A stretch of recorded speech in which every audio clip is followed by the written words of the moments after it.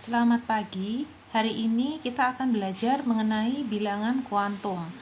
Menurut mekanika gelombang, setiap tingkat energi dalam atom diasosiasikan dengan satu atau lebih orbital.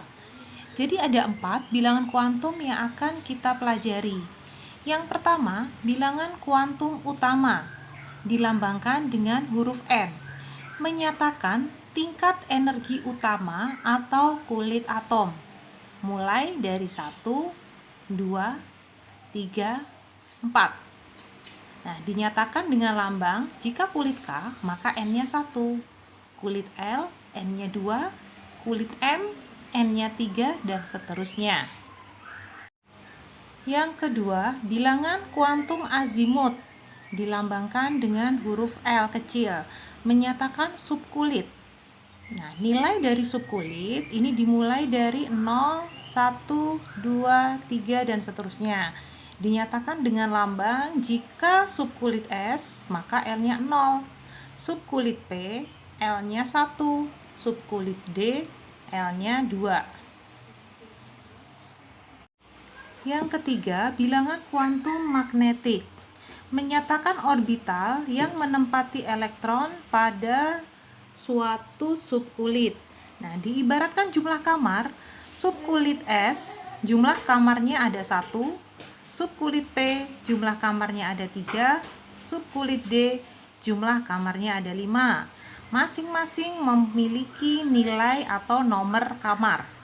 Ingat, subkulit S maksimal terisi 2 elektron, satu kamar maksimal terisi 2 elektron.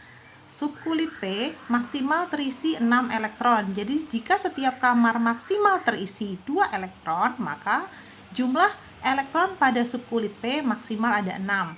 Begitu juga dengan subkulit D, maksimal terisi 10 elektron. Yang keempat, bilangan kuantum spin menyatakan arah orbital. Jika panahnya ke atas bernilai plus setengah, jika panahnya ke bawah berisi min setengah. Jadi tadi setiap kamar maksimal terisi 2 elektron, satu panah ke atas dan satu panah ke bawah. Untuk pengisiannya dipenuhi dulu semua kamar dengan tanda panah ke atas. Setelah penuh, kita ulang dari depan dengan arah panah ke bawah. Panah ke atas bernilai plus setengah, panah ke bawah bernilai min setengah. Soal yang pertama, tentukan harga keempat bilangan kuantumnya.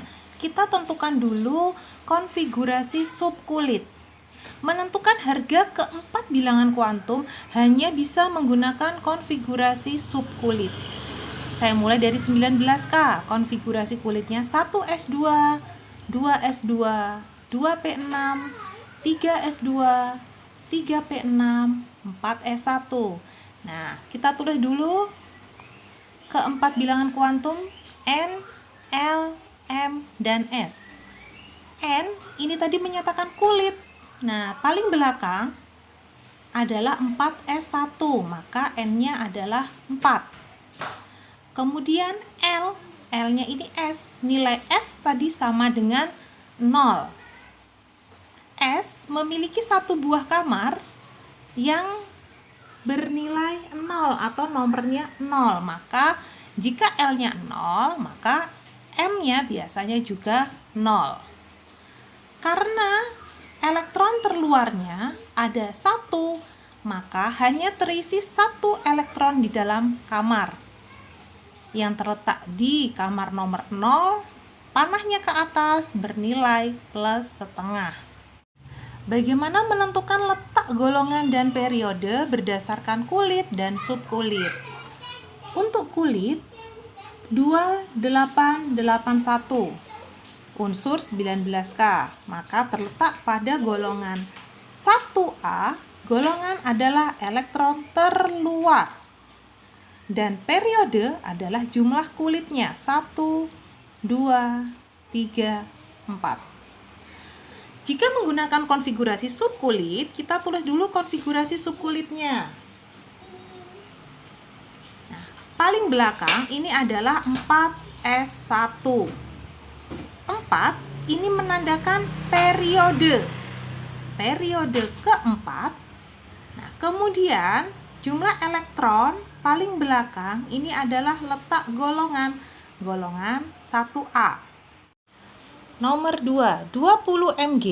Kita tentukan dulu konfigurasi subkulitnya. 1s2, 2s2, 2p6, 3s2, 3p6, 4s2. Lambang dari bilangan kuantum NLMS. N-nya adalah 4, S-nya 0, L-nya, maksud saya L-nya ini adalah S, 0. Kemudian S memiliki 1 buah kamar. Kita lihat di sini jumlah elektron terluarnya ada 2. Maka kita isi jumlah elektronnya ada 2. 1 panah ke atas, 1 panah ke bawah. Harga M sama dengan 0 karena terletak di kamar nomor 0. Penulisan elektron terakhir adalah panah ke bawah, maka S-nya adalah -1/2. Bagaimana dengan letak golongan dan periode? Jika menggunakan konfigurasi kulit 2882 terletak pada golongan 2A, penulisan golongan harus memakai angka Romawi. Dan periode 4, jumlah kulitnya ada 4. 1, 2, 3, 4. Jika menggunakan konfigurasi subkulit 1s2, 2s2, 2p6, 3s2, 3p6, 4s2.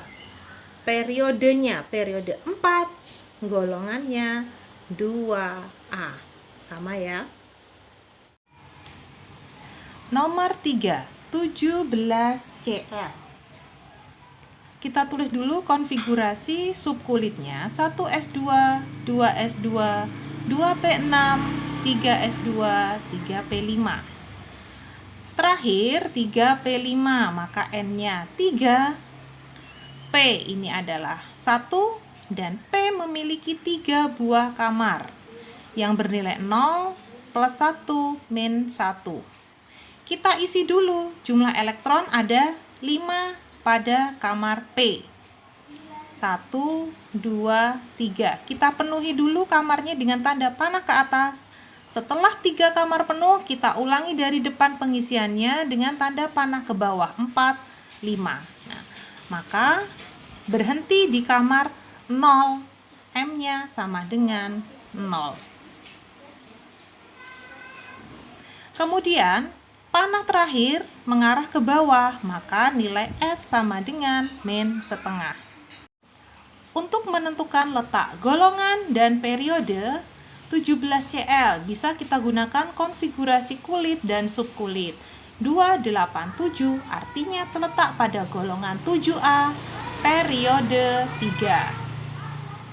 Untuk subkulitnya, nah kita lihat di sini 3S, 3P. Dengan kulit yang sama, maka kita jumlahkan jumlah elektronnya. Terletak pada periode 3, angka terbesar adalah 3 dan golongan 2 tambah 5. Golongan 7A.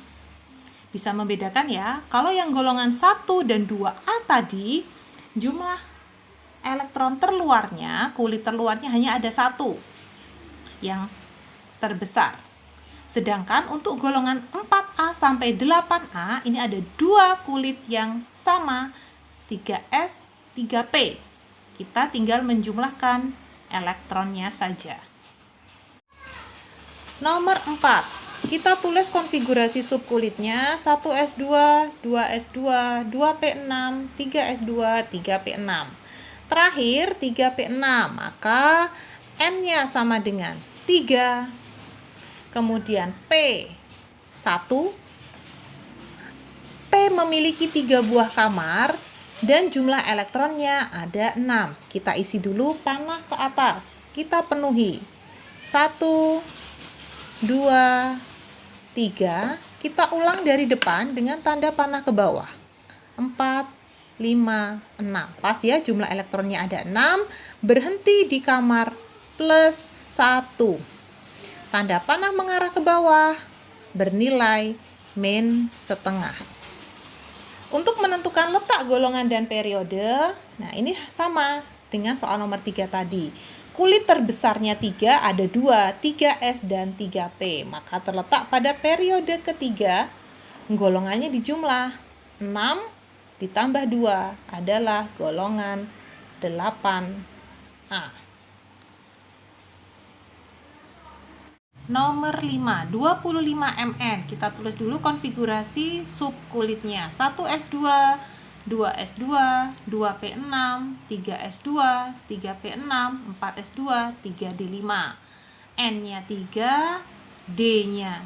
Nilai D ini adalah 2, jadi L-nya 2. D memiliki 5 buah kamar yang bernilai 0, plus 1, plus 2, min 1, min 2. Penulisannya mulai dari tengah ya.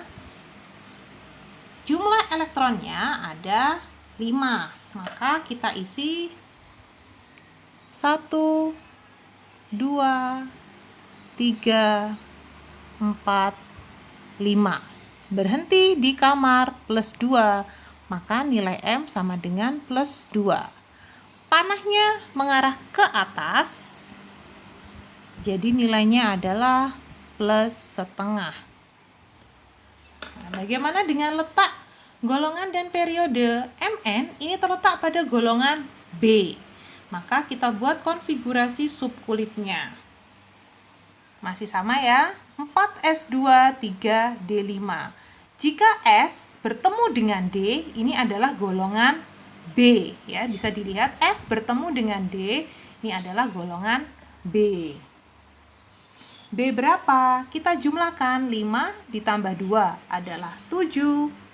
Maka Mn terletak pada golongan 7B.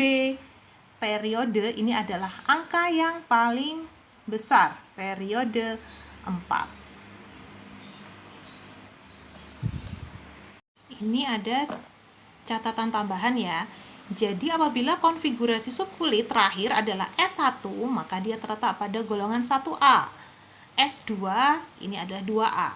Apabila S bertemu dengan P dengan nomor kulit yang sama, misalkan 3, 3 atau 4, 4, nah maka tinggal dijumlahkan saja jumlah elektronnya. S2 dan P ini bisa antara 1 sampai dengan 6. Berarti adalah golongan 3A sampai 8A. Bagaimana dengan S jika bertemu dengan D? S2 ditambah N-1D. Jika S-nya 4, 4S2, maka 3D1. Atau misalkan 5S2 adalah 4D1. Jika dijumlah sama dengan 3, maka golongan 3B, 4B, 5B, 6B. Nah, jika dijumlah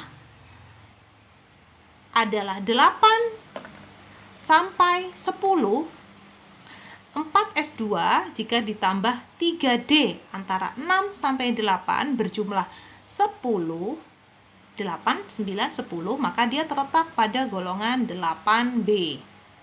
Apabila 4S dijumlah dengan 3D 9 dan 3D 10 berjumlah 11, terletak pada golongan 1B, dan jika berjumlah 12 terletak pada golongan 2B.